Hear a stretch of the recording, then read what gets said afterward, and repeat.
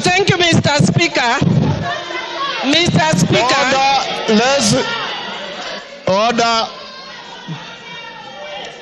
Millie Odhiambo, take the floor. Order. Thank you. Thank you, Mr. Speaker. Mr. Speaker. Order. Mr. Speaker, I rise under Standing Order 19A and 20.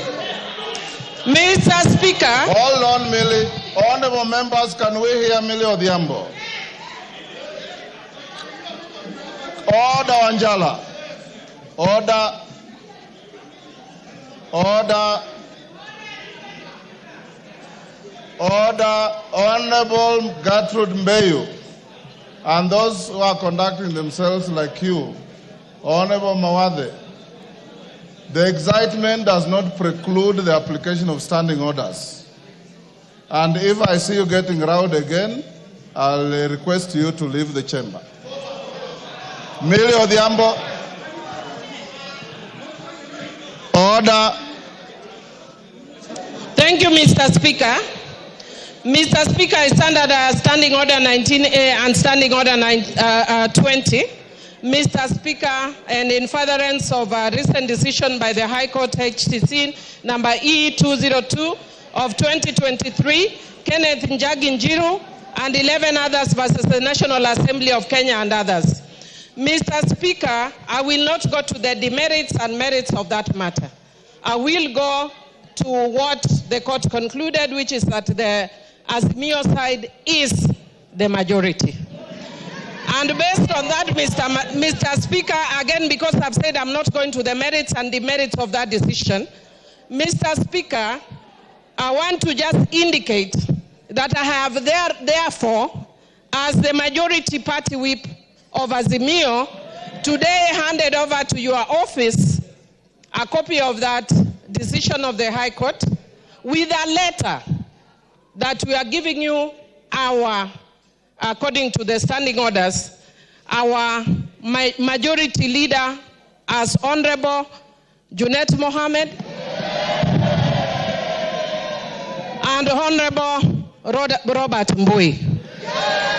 Mr. Speaker, following the standing orders, Honorable Junet will thereafter then communicate me officially as the minority whip, going by what the standing orders, but yes, a majority whip. Majority. Mr. Speaker, I also stand under Standing Order 90 and had actually consulted you about this. And Mr. Speaker, if you look at the judgment of that court, the court actually infer that because of the position you hold as Speaker and also as Chairman of your party, Mr. Speaker, it is not as party leader of your party, Mr. Speaker, it is not possible for you to be fair. You are going to be conflicted when you are conducting the matters of this House.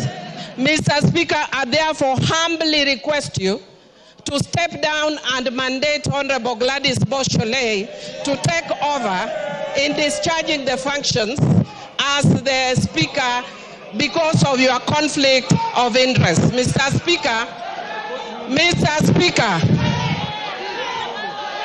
Mr. Speaker. Order. Order. Mr. Speaker.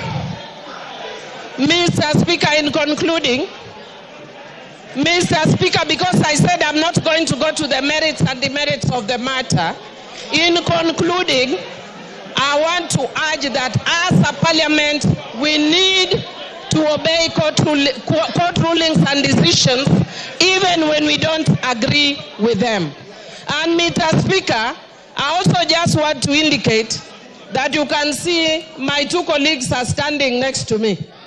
My advice to them in future is to follow a philosophy from my community which says, Telo Ikao, Telo Kumingato. So next time they should do what Honorable Ruku did. Jump if you have to, but take your position the way Honorable Millie has done. Is that part of your point of order? No. Mr. Speaker, I said as an orbiter. And Mr. Speaker, I would also just want to say, very finally, also as an orbiter, Mr. Speaker, people are also talking about broad-based. Again, I'm very careful. I'm saying this as an orbiter. It's not my substantive argument. Mr. Speaker, people talk of broad-based.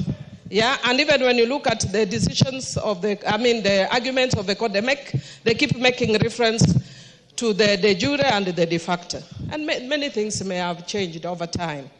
And Mr. Speaker, I'd want to say that actually if you look at this side of the House today, we are seeing broad, Mr. Speaker.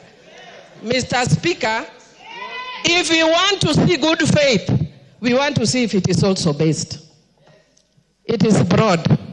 But based, whether it is based will depend on the decision going forward. Otherwise, we will be told by the court it is hot hair, this broad base is hot hair, wild goose chase, and all those other things, Mr. Speaker. Thank you, Mr. Speaker. I move. Order, members. Order.